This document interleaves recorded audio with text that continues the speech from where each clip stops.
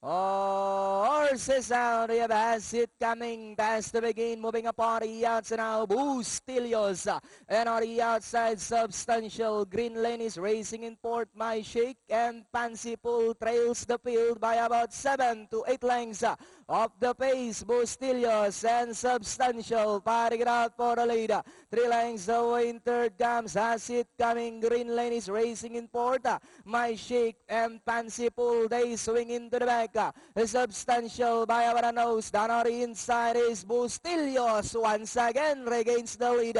Then about 5 lengths away in third. Has it coming. Green Lane, Pansy Pool, and My Shake. Bustillos this time by our lane Ganehapa.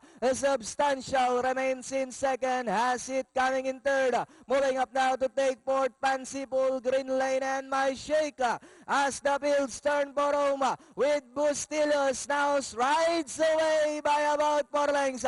Substantial remains in second. Pansy Pool, Green Lane, down on the inside. My Shake has it coming as they come down at the last 150. Bustillos by about 7 lengths. Green Lane now moving to take second. Entering the finish line, it's Bustillos. Second is Green Lane. Pansy Pool, Substantial, My Shake, and Has It Coming. All right, 3